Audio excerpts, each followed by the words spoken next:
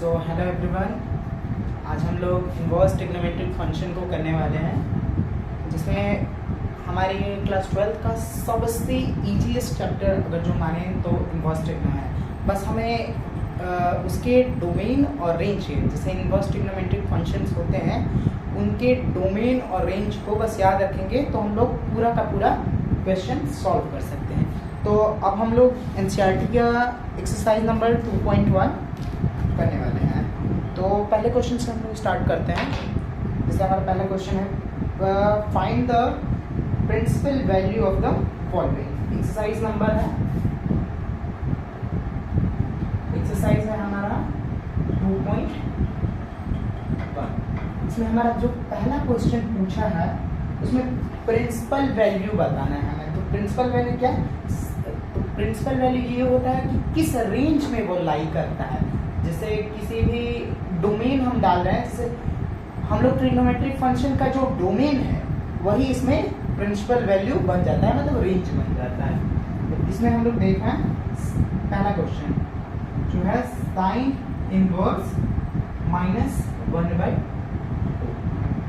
तो आप लोग पीछे पढ़े हैं कि जो साइन इनवर्स अगर जो x जो है वो नेगेटिव में रहता है तो नेगेटिव से उसको बाहर लाने के लिए कुछ पाई में से माइनस नहीं करना पड़ता है। जैसे कि हम देखते हैं कि साइन में, कॉस में और टैन, साइन कॉसेक और टैन में, साइन कॉसेक और टैन में डायरेक्ट वो बाहर निकल जाता है, उसमें पाई में से कोई झंझट है नहीं, तो उसको पाई में से कुछ मतलब नहीं रहता।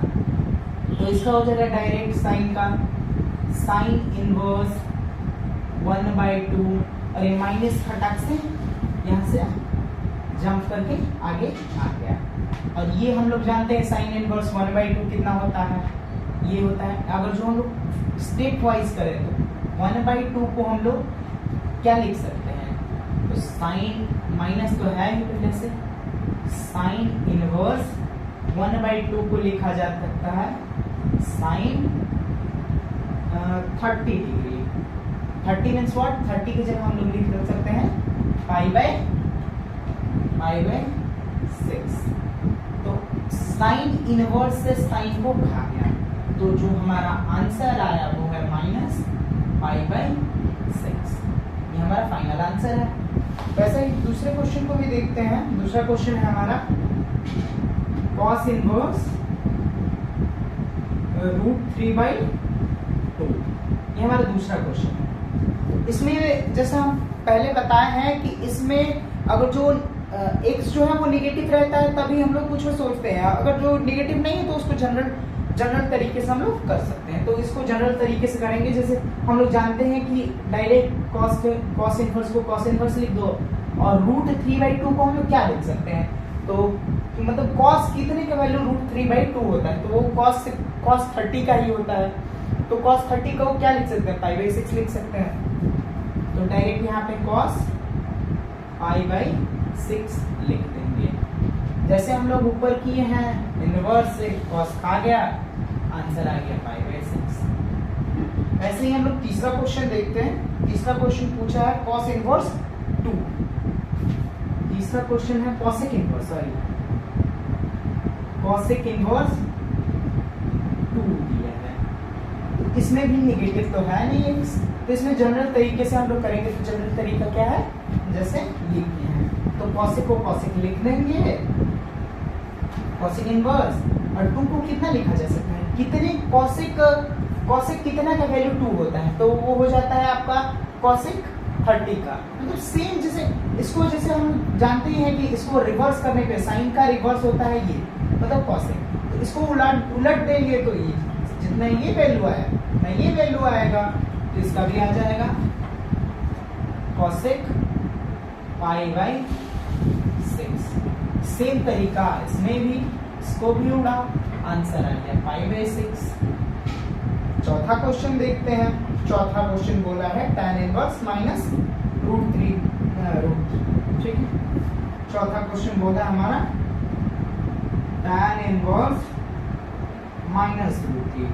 ये तो जनरल तरीका से होगा नहीं, इसको जैसे हमने 3 को बताया था, जैसे यहाँ पे लिखते हैं जो साइन होता है साइन -x और कॉसेक माइनस ए और tan माइनस एक्स। इसका x जो डायरेक्ट इन तीनों को यहाँ पे लिख रहे हैं, इसको sin x करके बाहर माइनस लगा सकते हैं, cosec x लिख के बाहर माइनस लगा देंगे तो इसके वैल्यू बराबर हो जाएगा। मतलब कहने का मतलब ये है कि इनमें कोई माइनस का कोई लोचा है नहीं। तो लोचा किसमें है? लोचा इनके अलावा वो जो माइनस में रहेंगे तो उसको पाई से माइनस करना पड़ता है। इससे कोऑर्डिनेट उसका नहीं मिल पाता है तो उसको कोऑर्डिनेट बदलने के लिए करना पड़ता है उसको। इसमें जस्ट यही वाला तरीका है, ये वाला फॉर्मेट लगाएंगे, माइनस tan इनवर्स √3 कितने का होता है? tan इनवर्स √3 मतलब tan कितने का वैल्यू √3 हो जाएगा। तो tan आपका देखा जाए तो 1 मतलब जैसे आपको निकालना है कि ये कितने का है तो पहले √3 मतलब साइन अपन कॉस होता है, tan equal to sine upon cos होता है। ऐसे ही मैं जनरल कर रहा हूँ, x को निगलेक्ट मतलब उतना ध्यान नहीं दिया, जल्दीबाजी मतलब जल्दी से कैलकुलेशन करने के लिए साइन अपन कॉस। इसका वैल्यू और इसका वैल्यू, इसको 30 को रख के चेक करो तो 30 का हो जाता है 1/2 और इसका हो जाता है 3/2। तो ये तो होगा नहीं, तो 1/3 मिल रहा है, मतलब इसका हो जाएगा π/3 हो जाएगा। तो π/3 मतलब क्या? 60 cos 60 मतलब tan 60 का वैल्यू √3 होता है। तो minus tan inverse tan π/3, tan से tan खत्म माइनस π/3, ये इसका आंसर हो गया। अब पांचवा क्वेश्चन देखते हैं, cos इनवर्स -1/2। हाँ इसमें है पॉइंट, जो पांचवा क्वेश्चन है cos इनवर्स -1/2, ये डिफरेंट क्वेश्चन है। जैसे मैंने बताया था इन तीनों के डिफरेंट अलग, इन तीनों के अलावा कुछ आएगा तो उसको कैसे करना है।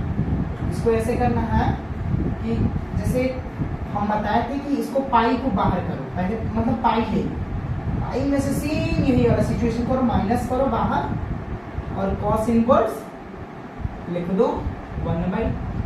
cos इनवर्स कितना का वैल्यू 1/2 होता है।